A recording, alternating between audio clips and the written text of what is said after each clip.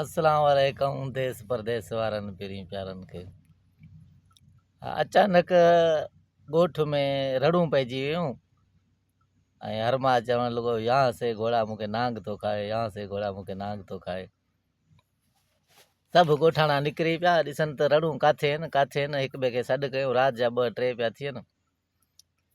हितां जी आहे ईअं सम्झो असांजे दादू शहर जी ॻाल्हि आहे। घणनि खे संगत खे ख़बर बि हूंदी। जेॾीमहिल पहुचनि वेझे जो वञनि रणनि जे त मस्जिद मां रड़ूं पियूं थियूं अचनि।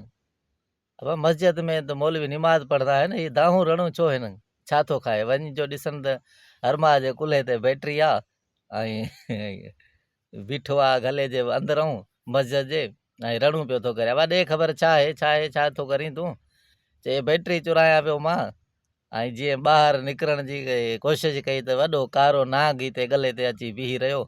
जेॾऊं मां निकिरण जी कयां पियो ओॾऊं अचे पियो, होॾऊं निकिरण जी कयां पियो त होॾऊं अचे पियो। मूंखे नाग न पियो छॾे, खाए पियो, शुका पियो करे। मूंखे ख़ौफ़ थी वियो, मां अची त दाहूं कयूं। ऐं इहा ॻाल्हि आहे, तव्हां आया आहियो हाणे ॿाहिरि नाग निकिरी वियो। ॿाहिरि हणनि लाइटूं हेॾे होॾे, हिते त का शइ कान्हे का। ऐं तूं जो चईं थो नाग दाग त कुझु कोन्हे को। ऐं जेको अॻु में जेके असांजा पखा चोरी थींदा हुआ ऐं नालो छा अथसि, बैटरियूं निकिरंदियूं, तारूं निकिरंदियूं, उहो सभु तूं चोरी कंदो आहे को ॿियो? चए बसि मूंखां ग़लती सही आहे जेका बि।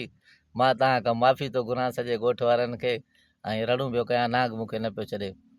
मां वञी हुन मौलवी खां पुछा कयो, मां चयो अॻु में पखा प्लेटूं बैटरियूं हर शइ निकिरी वेंदियूं तव्हां जूं, ऐं हिन वारे इहो मौजूदो कीअं थियो? मूंखे ॿुधाईं। चए भाऊ कुझु माण्हू हूंदा आहिनि अलाह सां मोहबत करण वारा, कुझु वरी हूंदा आहिनि नबी पाक सां मोहबत करण वारा, अलाह सां गॾोगॾु नबी सां बि मोहबत कंदा आहिनि। चए असां कंदा आहियूं अली सां मोहबत, अलाह और नबी सां बि कंदा आहियूं, पर अली जा असां आशिक़ हूं। ऐं अली शेर ख़ुदा खे मां चयो त बाबा हर रोज़ु मां फोड़ियूं करे करे बैटरियूं वठी प्लेटूं पखा थकिजी पियो हां।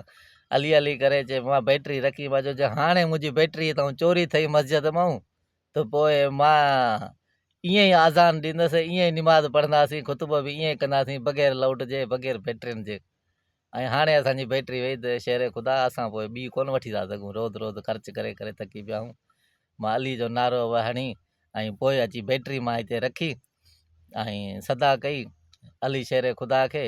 ऐं उन पाण चए सोणे मौजूदो करे ॾेखारियो।